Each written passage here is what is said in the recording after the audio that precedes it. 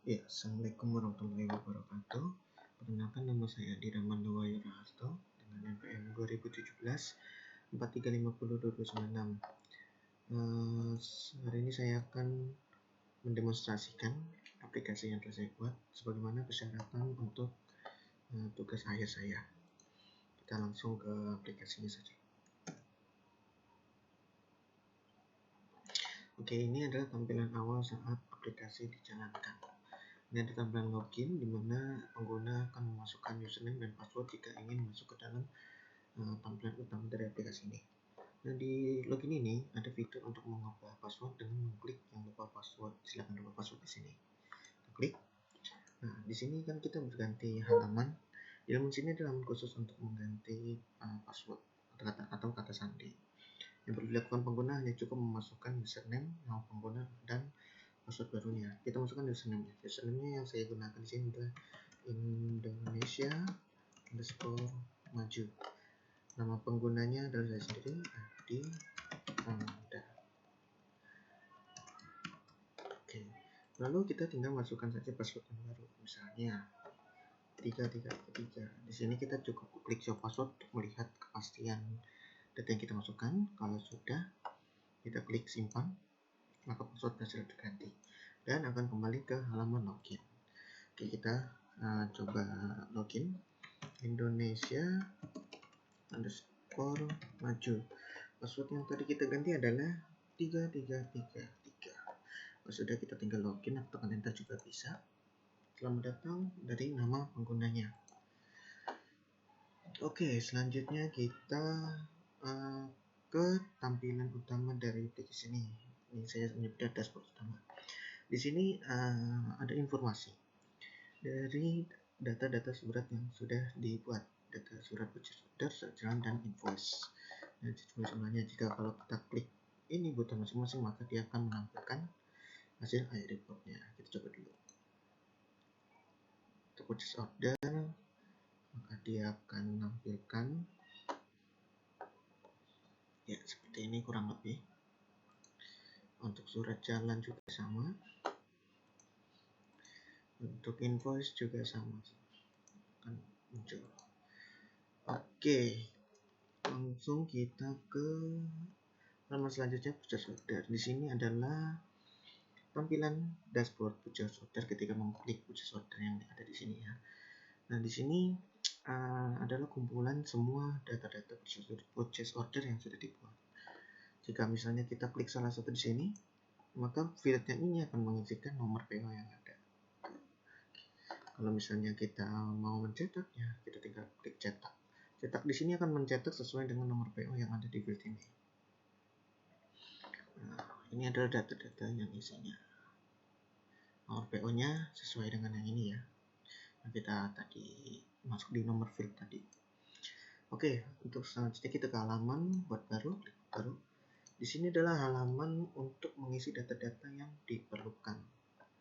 Untuk pengisiannya nomor PO sendiri masih agak manual.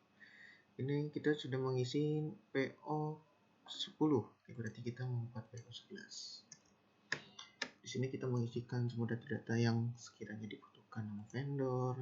Di sini namanya nanti ada nama yang penanggung jawabnya, misalnya saya kasih nama Ready.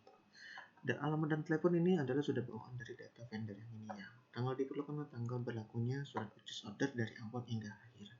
Kita masukin seadanya saja. Misalnya 1 minggu. Pembayaran di sini adalah cara membayarkan materi-materi yang akan dibeli dari lewat media purchase order ini.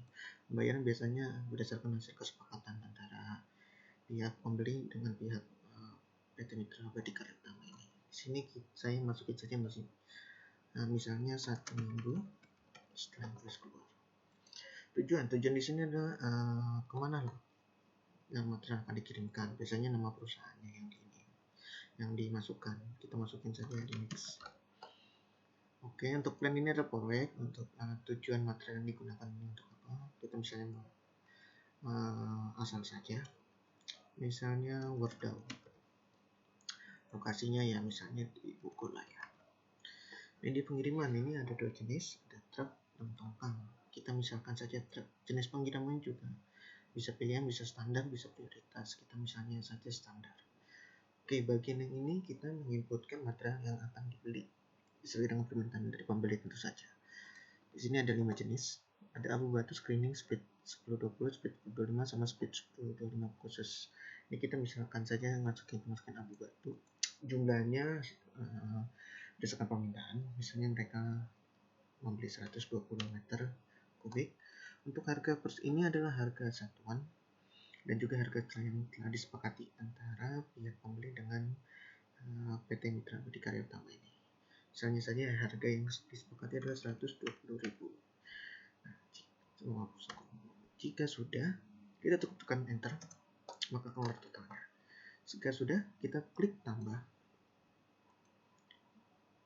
maka akan data nampil di tabel ini. Misalnya kita tambah satu lagi, screening, maka dia akan jadi terus kita masukin lagi jumlahnya permintaan tentunya, misalnya 45 aja. Terus harga per ini 45.000, kita enter, terus kita tambah hasil, maka data akan masuk ke sini dan data akan dikalkulasikan di sini. Subtotal PPN ini sejumlah 10% dan juga hasil total dari subtotal PPN ini. Jika sudah, kita klik simpan hasil. Nah, data yang ini akan ambil di dashboard purchase order. Di sini nih yang tadi kita masukin, kita cetak misalnya, maka ini akan nampil keseluruhan dari data-data yang kita masukkan tadi. Oke, lanjut ke selanjutnya adalah surat jalan. Surat jalan ini memang tugasnya ya seperti menunjukkan digunakan untuk dilakukan saat pengiriman material. Sama seperti dashboard purchase order, surat jalan juga memiliki dashboardnya sendiri. Isinya kumpulan-kumpulan surat jalan yang sudah dibuat. Kita langsung saja ke buat baru. Untuk memasukkan ini kita cek dulu terakhir kali dia dibuatnya ada surat jalan berapa, 023 ya. Kalau semisal kita menginputkan yang baru, takutnya dia tidak akan bisa menyimpan jadinya. Tadi 23, kita masukkan 24. Di sini kita klik cari dulu untuk memasukkan nomor PO yang terkait yang akan dipakai. Kita pakai yang PO11 tadi ya. Oke, kita masukkan ini dari mix alamat di sini kita masukkan sendiri. Alamat ini adalah alamat yang dimana lokasi pengirimannya, bukan ke perusahaannya dikirimnya ya, ke lokasi proyeknya. Ya kita misalnya saja nama daerahnya saja untuk mempersingkat waktu. Kami di Bogor, lokasi ininya kita terus alamat aja. Selanjutnya kita masukin nama material. Nama material ini yang muncul sesuai dengan yang dipesan di PO tadi. Kalau tadi di PO tadi kan kita pesan 2 markup. Nah, nama material yang akan ambil di sini akan cuma 2 saja. Kita pilih salah satu, misalnya abu batu. Di sini banyaknya sesuai yang kita inputkan di sebelumnya. Terus kita masukkan jumlah yang akan dikirimkan. Karena dalam sekali pengiriman tidak mungkin langsung mengirimkan sebanyak 120 ini. Ya, kita misalkan kirimnya 25. Jika sudah dimasukkan, tekan enter, maka kan jumlahnya akan dikurangi dari yang sudah dikirimkan. Lalu kita masukkan nomor kendaraan. Nomor kendaraan ini nomor plat nomornya ya, yang akan digunakan untuk mengirimkan. Kita misalkan saja B1234 FTD gitu. Terus panjang di sini, panjang lebar tinggi ini adalah ukuran dari baknya.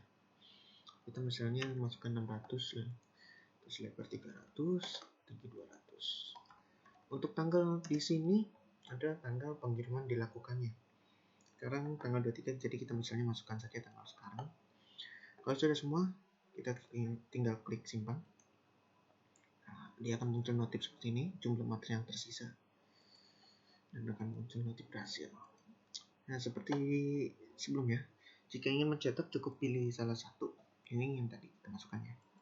Nah, kita tinggal klik cetak saja. Nah, maka otomatis surat jalan ini siap dicetak. Beginilah tampilan dari surat jalannya. Oke, lanjut kita ke invoice penagihan.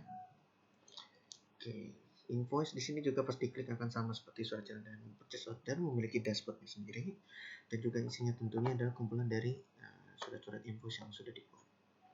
Oke, kita langsung saja ke halamannya, klik buat baru. Di sini kita masukkan lagi nomor kuitansinya. Seperti biasa, kita harus ngecek dulu terakhir kali kwitansi yang sudah dibuat yang berapa. Baru kita buat ini terakhir 12, maka kita masukkan yang 13. Oke. Di sini untuk yang lain-lainnya kita tidak perlu ngisi sendiri. Kita masa klik cari saja, terus masukkan surat jalan yang terkait yang ingin dibuat penagihannya. Jadi kita surat jalan itu yang buat yang 024, jadi kita masukkan yang 024. Saat diklik dia akan mengisi data-data yang akan diinputkan nanti. Oke, kita masukkan plan-nya. Plan di sini ada yang sesuai dengan yang purchase order tadi ya. Tadi purchase ordernya mengisi plan-nya dengan Wordle.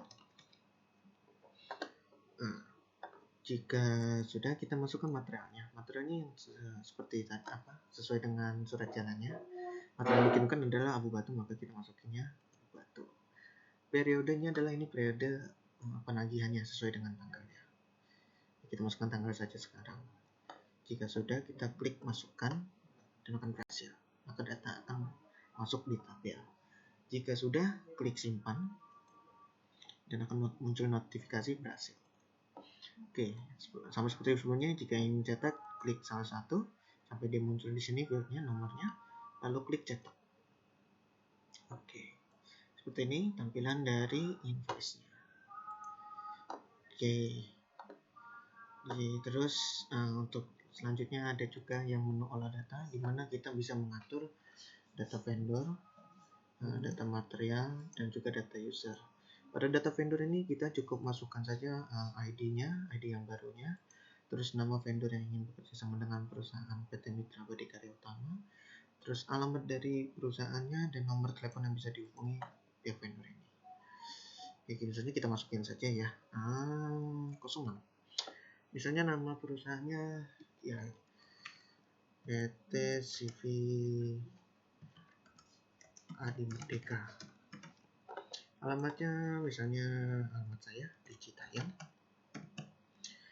Jalan Cubung 3 nomor 2. Nomor telepon misalnya 021-134-5678 misalnya.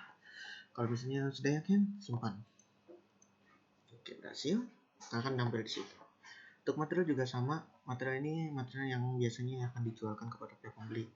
Untuk saat ini material yang dijualkan oleh pihak PT Mitra Badikarya Utama hanya 5 saja. Jadi saya tidak mau menambahkan data yang lebih lainnya lagi. Nah, tidak sesuai dengan prosedurnya mereka. Lalu yang terakhir adalah untuk masukkan data user. Di sini kita juga sama seperti sebelumnya, kita masukkan ID untuk data untuk pengguna yang baru. Jika misalnya ada pengguna lain yang ingin menggunakannya, cukup kita masukkan ID yang barunya, ID 02 karena yang satu sudah terisi. Terus username-nya, username ini bisa terserah. Saya misalnya masukkan saja Fox. Nama penggunanya misalnya Andri. Passwordnya di sini saat saya ketik maka tidak akan muncul ya ininya. Misalnya saya masukkan saja 1111. Kalau sudah, kita klik tambah, akan berhasil. Oke. Nah, saat kita logout, kita bisa menggunakan login dengan menggunakan data si Andri ini. Untuk yang vendor, tadi kan kita sudah menambahkan data yang baru. Data ini akan terhubung dengan data purchase order di sini, di bagian sini. Jika saat kita klik, maka akan dia nampil di sini nanti.